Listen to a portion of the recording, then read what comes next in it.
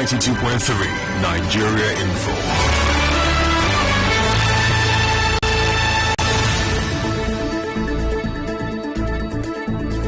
On the news this morning, federal government threatens to take states and employers yet to start paying minimum wage to court. NLC threatens mass action if National Assembly transfers minimum wage to concurrent list. Governor Nyesom Wike says his administration is committed to work with organized labor to enhance productivity. Expert says civil servants, not politicians, are Nigerians' problems. On the foreign scene, Modi's party loses battleground state in India's elections. I am Ifeemi Andrew.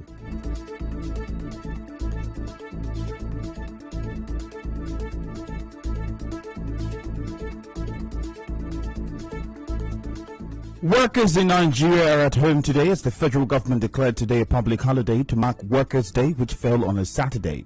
Workers around the world held events and protests, with police arresting several of them in Istanbul, Turkey, for breaking COVID restrictions. The Minister of Labour and Employment, Chris Ngige, says governors yet to pay the minimum wage to workers in their states are breaking the law. Appearing as a guest on Channels Television Sunday Politics, he stated that any negotiation by state governors and unions on the matter is null and void. I can take any employer to court. If governors have immunity, I can decide and start from the secretary to government, head of service, and go down to members of the state executive council. Take them all to court. He also said the law permits him to take erring employers to court.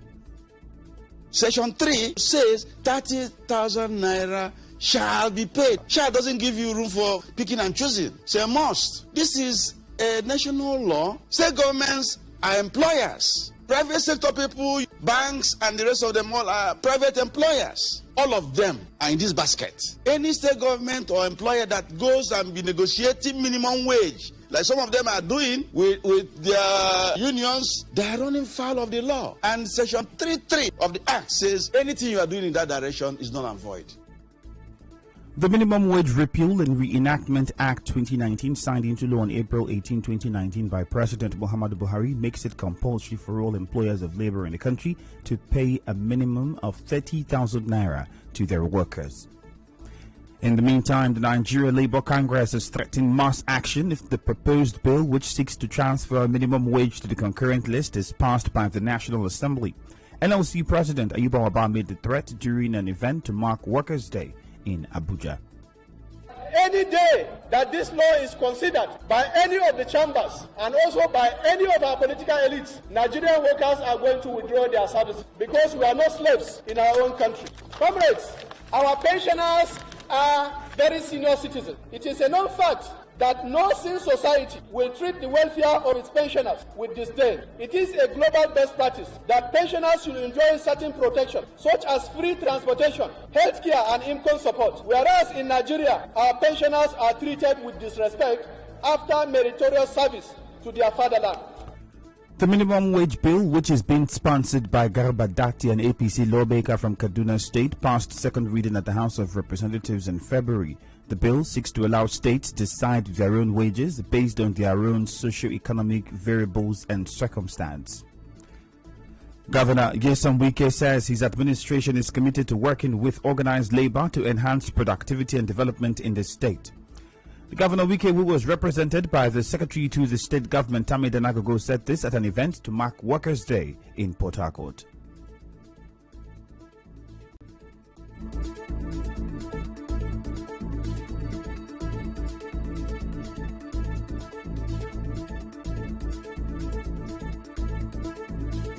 Government of Rivers State, under Chief Barrister Nyesom Wike, is willing and ready to work in partnership with labor all times. Rivers State will continue to make progress, which is important. We know that we are willing. Just recently, we concluded a session of tripartite committee meeting to look at most of the issues confronting labor in the state. NLC chairperson in Rivers State, Beatrice Itubo, in her address, called on the governor to expedite action on the issues confronting workers in the state. We are happy that the federal committee has made beneficial recommendations on these issues and further support workers' welfare needs.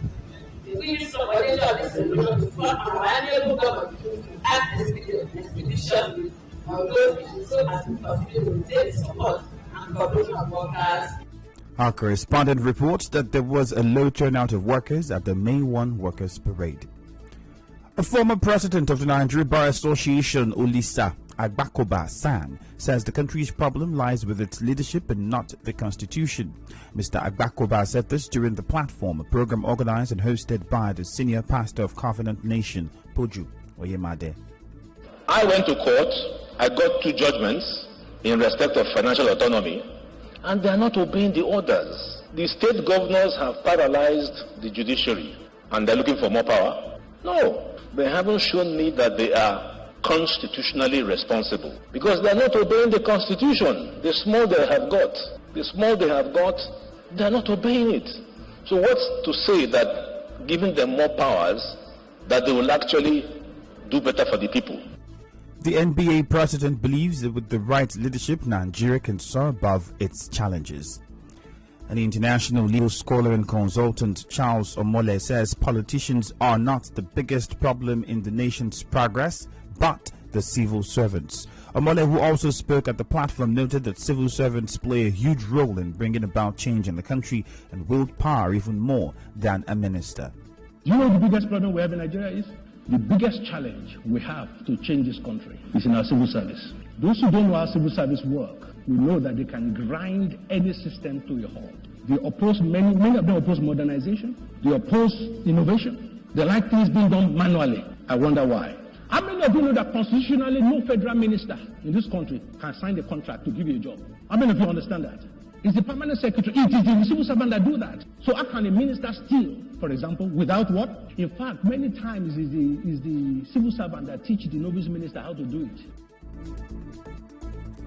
On his part, Ekiti State Governor Kayode Fayemi asked the young people who would like to attack government officials on Twitter to go to their wards and communities to hold them accountable. Still ahead, police in Akwa Ibom arrest 20-year-old man for killing a young lady who was seeking employment in the state. Stay tuned.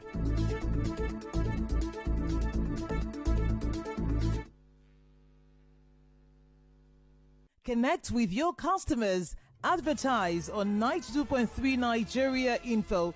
Visit our downtown office at Shop 9, Mediatrix of All Gracies Plaza, opposite FIRS, Stadium Road, Port Harcourt, and book your commercials. Call 0817 001 8162. That is 0817 001 8162. And let us connect you to your customers. Connect with your customers. Advertise on 92.3 Nigeria Info. Visit our downtown office at Shop 9, Mediatrix of All Gracies Plaza, opposite FIRS, Stadium Road, Port Harcourt, and book your commercials. Call 0817 001 8162. That is 0817 001 8162. The Ogoni ethnic nationality is set to host a grand reception ceremony in honor of Governor Nyesom Wike following his impact in socio-economic development across the 4 local government areas that make up Ogoni.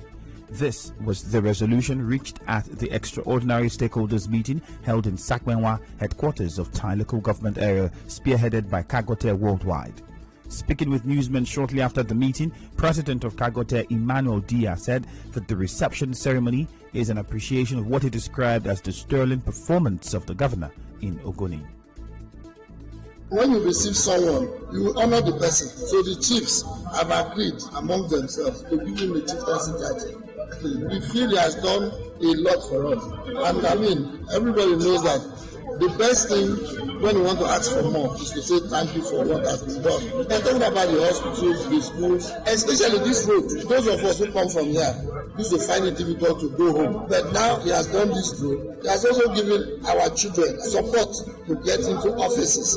He has also appointed some of them into offices.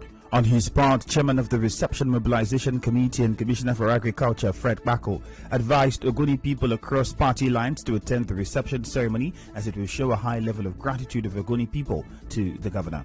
What we are here for is to appreciate the governor for what he has done. It has no political undertone. It is not tied to any party. It is not PDP or APC. All the parties are in line. Every person from Ogoni land is involved here. And we don't have any political undertone attached to what we are doing. We are just appreciating for what he has done. And that is why we call this cream of people here. We have also told them we've written to all the churches and we're going to thank around the whole of the towns. Everybody must come out to receive the governor to say thank you to him. And we're going to stand down boldly on the 15th of May 2021. Also, a former Rivers Southeast Senator Lee Maeba said Ogoni people are ready to receive the governor with a grand reception. We are 2 weeks away from the grand reception of the Ogonis for the governor of Rivers State. And you know, when you have an event that is 2 weeks away, which means we have no other time to wait. So the meeting is to prioritize all arrangements, give more assignment to committees that are being constituted to ensure a hitch-free event. And the Ogonis are ready to roll out their drums, bring out their cultural heritage to show the governor that we appreciate him. Our correspondent reports that the meeting had in attendance various political leaders, religious leaders, CDC chairmen, youth and women leaders across the 4 Ogoni local government areas. Today is World Press Freedom Day. May 3 is set aside every year to remind governments around the world of their obligation to facilitate and respect press freedom and to remind journalists of the need to respect the ethics of their profession. The Department of State Services says it will begin a clampdown on agents of anarchy in various parts of the country.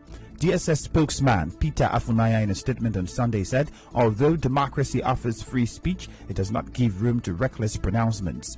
He also faulted those set to be creating instability through comments that threaten the sovereignty and corporate existence of the nation, and some religious and past political leaders who have either called for a forceful change of government or mass action against it. Rivers State Governor Nyesom Wike has asked the federal government to account for monies released for purchase of weapons to fight insecurity. He said this while speaking on a television program. When people who are working with you believe that you can't be manipulated, they capitalize on that, right? They capitalize on that. Hey, if they know, now look, be careful. He gets information everywhere. They will sit down and sit up and say, look, let's not do this. It is important not to say I'm committed. It's important for you to be committed, to be seen to be committed. I was surprised when I was watching the television, when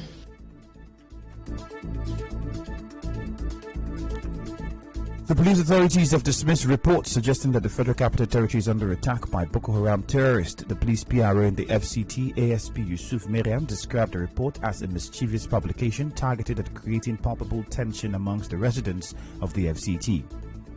Police authorities in Akwa Ibom have confirmed the arrest of one Uduak Frank Akban for killing a young lady in Yabong Umoren who was seeking employment in the state.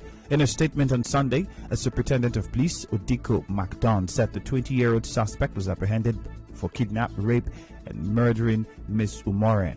MacDon explained that the command received a report on the disappearance of the victim 3 days after she tweeted that she was going to a job interview. He noted that Akban, who confessed to be a serial rapist, lured Umoren to his house in the guise of giving her a job, but ended up sexually and physically assaulting her, which led to her death. To cover his tracks, he dragged and buried her in a shallow grave in his father's compound. The police said the body of the victim has been exhumed and deposited at the University of Uyo Teaching Hospital for autopsy. In his reaction, the Commissioner of Police in Akwa Ibom State, Amiegene Andrew, appealed to the youths and job seekers to be wary of the activities of scammers. On Tuesday last week, late Umoren tweeted that she needed a job to keep her mind and soul together. The police in Ebonyi State have intercepted 753 live ammunition of general purpose machine gun concealed in a sack in a commercial vehicle from Abakaliki, Ebonyi State to Umuahia in Abia State. The police said comprehensive investigation is ongoing to arrest those responsible. Meanwhile, a notorious bandit leader, Owalun Dawa, who led the abduction of over 300 students of Government Science Secondary School Kankara Katsina State, has been killed. The Commissioner for Security and Home Affairs in Zamfara State, Abubakar Dauran, who confirmed this, said Dawa was killed in retaliation by people in an area after he rustled over 100 cows and killed the herdsman in charge. Daudawa had laid down his arms and accepted Governor Bello Matawale's peace initiative on February 8. The Kaduna State University chapter of the Academic Staff Union of Universities and the students have rejected the proposed 500% increase in tuition fees by the government. ASU branch chairman Dr. Peter Adamu urged the state government to rescind the decision, stressing that it was not the best time to increase tuition fees due to the present economic instability in the country. However, the Commissioner of Education in Kaduna, Shehu Mohammed, defended the decision of the government. He explained that increasing the tuition fees was in line with current economic realities. Students at the Kaduna State University pay 26,000 naira across the board. With the increase, students will now pay between 150,000 naira and 170,000 naira and above as annual fees. In business, the federal government says it will expand the N-Power program from the present 500,000 beneficiaries to 1 million. President Muhammadu Buhari said this in a message to mark the 2021 Workers' Day celebration on Saturday in Abuja. He said the expansion would ensure job creation and poverty alleviation.